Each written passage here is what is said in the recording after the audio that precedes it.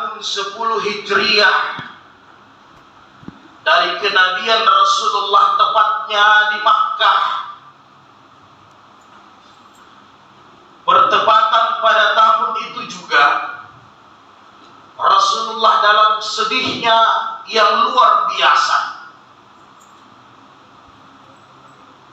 ditinggalkan pamannya yang senantiasa membackupnya dalam dakwah. Yang menyedihkan beliau, pamannya ini, saudaranya bapaknya, selama ini senantiasa melindungi Rasulullah dalam dakwanya, membantu baik material maupun moral. Yang menyedihkan Nabi bukan karena Rasulullah ditinggalkan pamannya tidak ada lagi yang membantunya, tidak ada lagi yang melindunginya, karena Rasulullah tahu bahwa Allah senantiasa melindungi para nabinya. Tetapi yang menyedihkan Rasulullah adalah dikala detik-detik terakhir ingin meninggalkan dunia, pamannya Abu Talib tidak sempat bersyahadat.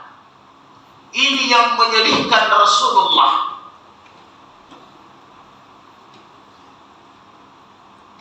Tidak berapa lama dari itu, Khadijatul Kubra,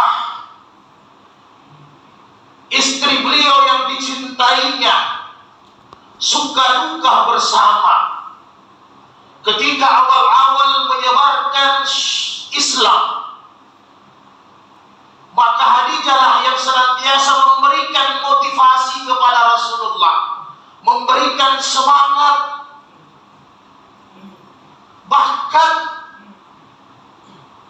memfasilitasi Nabi dengan semua hartanya yang dimilikinya untuk biaya dakwah Islamiyah. Pada tahun itu juga meninggalkan Rasulullah, bertambah kesedihannya Nabi, ditinggal pamannya, kemudian ditinggal juga oleh istrinya. Inilah dalam sejarah tarikh dikenal dengan Amal Hasni, tahun berduka citanya Nabi, tahun yang sangat sedih hatinya Rasulullah Sallallahu Alaihi Wasallam. Maka untuk menghibur ini, untuk menenangkan hati Nabi,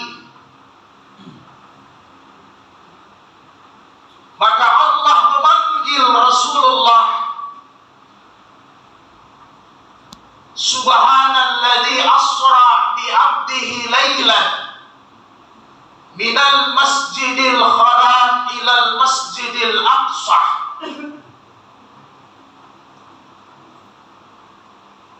Untuk menghapuskan kesedihannya Nabi, maka Allah memperjalankan nabinya. Asra lailan, diperjalankan Nabi satu malam saja. Apa itu perjalanan Nabi? Asra itu adalah perjalanan dari tanah Makkah, Masjidil Haram, ke tanah Palestina di Masjid Aqsa, yang jaraknya kalau kita ukur dengan konversi kilometer hari ini kurang lebih 1.500 kilometer jaraknya. Pertanyaannya, apakah Rasulullah diperjalankan oleh Allah dengan rohnya atau jasadnya, atau hanya rohnya saja yang dipanggil oleh Allah? Bi'abdihi menurut ahli tafsir, hambanya, hamba itu terdiri dari jasad dan roh, sehingga Allah memperjalankan hambanya dengan roh beserta jasadnya sekalian. Jadi Nabi diperjalankan Isra dalam satu malam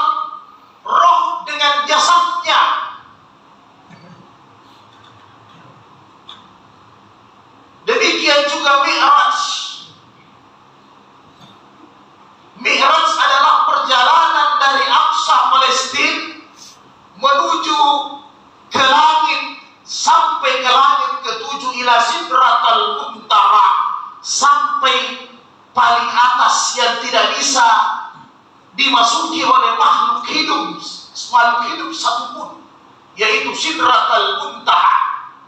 Perjalanannya 1 malam. Berapa jaraknya dari bumi ke langit sampai Sidratul Muntaha? Sampai hari ini tidak ada manusia dengan kecanggihan dan kepintaran apapun yang bisa menghitung jaraknya bumi ke langit, apalagi sampai ke Sidratul Muntaha. Kenapa? Sudah berupaya segala macam cara, alat yang dipakai, umur yang digunakan, tidak pernah sampai ke langit yang pertama. Kenapa? Karena ini adalah hal yang gaib.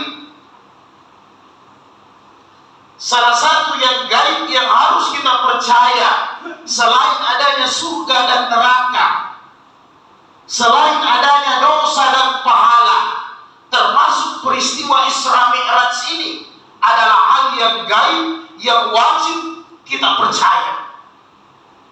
Sehingga jumhur ulama, siapa yang tidak mempercayai Isra Mi'raj berarti dia mendustakan Al-Qur'anul Karim. Siapa yang mendustakan Al-Quran, Al-Quran adalah perkataan Allah, otomatis berarti dia tidak mempercayai Allah Ta'ala.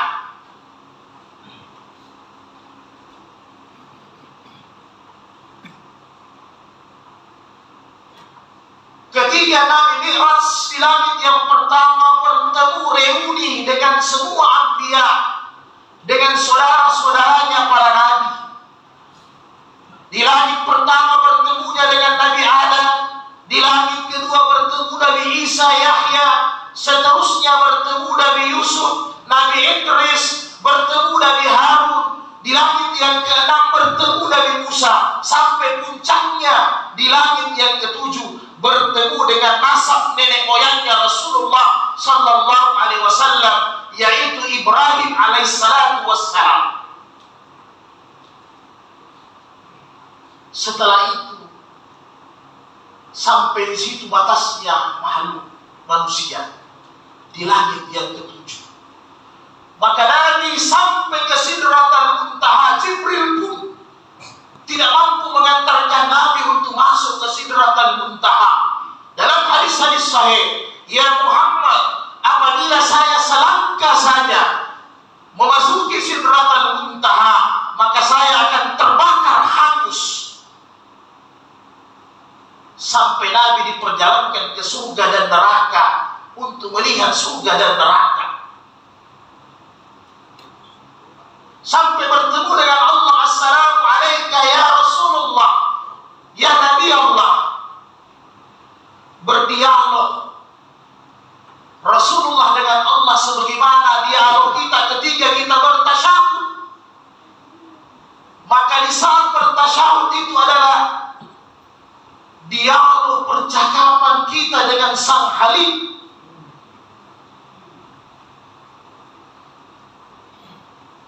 Setelah Rasulullah dibawa jalan-jalan, melihat neraka dan surga, ringkas cerita, setiap orang yang bersilaturahmi bertamu biasanya ketika pulang diberikan oleh-oleh.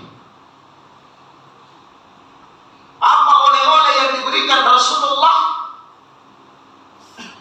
Oleh-oleh yang diberikan Rasulullah adalah salat 5 waktu untuk umatnya sampai hari kiamat. Dan itu perintah yang paling ringan dibandingkan perintah semua nabi, semua umat-umat terdahulu. 5 waktu adalah perintah yang paling pendek dan ringan.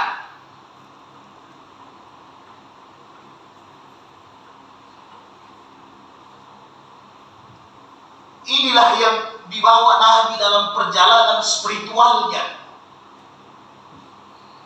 membawa perintah salat 5 waktu. Bertepatan pada bulan Rajab 10 Hijriah bersamaan kita pada hari ini. Sekaligus Isra Mi'raj adalah peristiwa untuk memperingati bahasa kita sekarang ulang tahunnya, haulnya salat 5 waktu. Maka saya mengajak diri saya dan kita semua Marilah kita introspeksi diri kita masing-masing. Sudah sejauh mana salat 5 waktu kita tegakkan dengan sebaik-baiknya? Karena salat ini adalah hubungan kita langsung dengan Sang Pencipta Allah Subhanahu wa Ta'ala. Apabila salat ini sempurna, maka insya Allah kita nanti mendapatkan kebahagiaan yang hakiki. Ganjarannya adalah surga.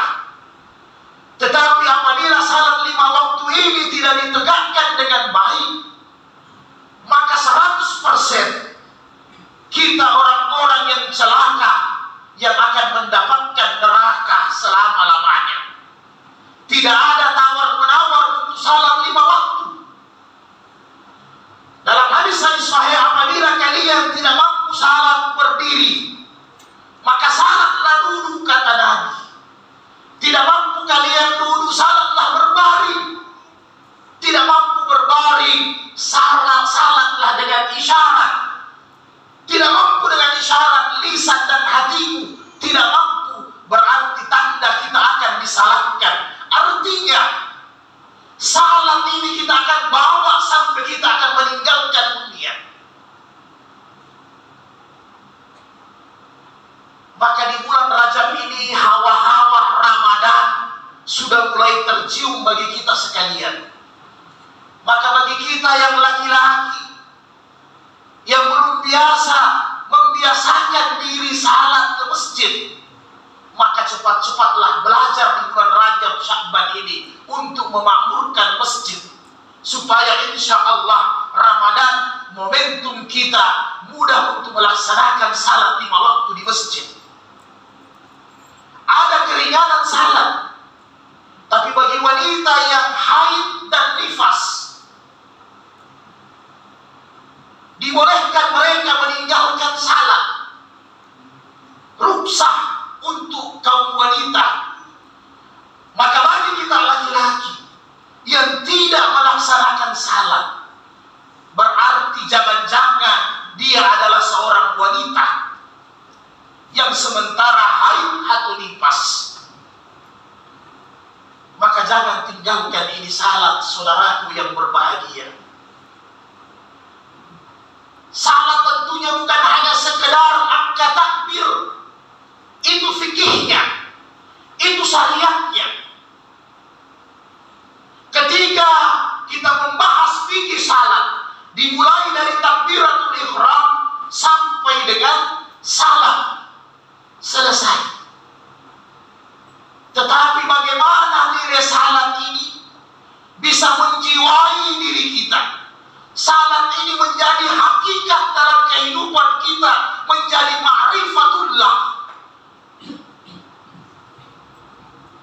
Utlu hiya ilaikal kitab wa aqimus salah, kata Allah, inna salata tanha 'anil fahsya'i wal munkar wa la zikrullahi akbar wallahu ya'lamu ma tasna'un, kata Allah. Jadikan salat itu secara syariat dapat mencegah diri kita dari perbuatan dosa dan kemungkaran. Itu syariatnya. Kemudian jadikan salat kita dapat mensucikan hati dan menenangkan jiwa. Itulah hakikatnya salat 5 waktu. Ketika kita gelisah, ketika kita membutuhkan pertolongan, ketika kita banyak masalah, maka inilah saat-saatnya kita berjumpa dengan Allah. Dalam hadis sahih, ketika Rasulullah ada masalah, langsung mengambil air wudu, melaksanakan salat, mengangkat tangan kepada Allah. Tidak ketika guntur, tidak ketika petir, tidak ketika hujan, angin yang kencang, gempa bumi dan sebagainya. Rasul langsung menghadap Allah Subhanahu wa Ta'ala.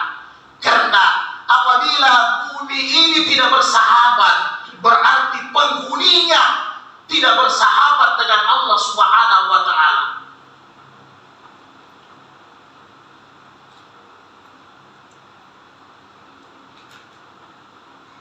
As-salatu imanuddin. Salat adalah tiang agama. Faman agamaha agama ad-din.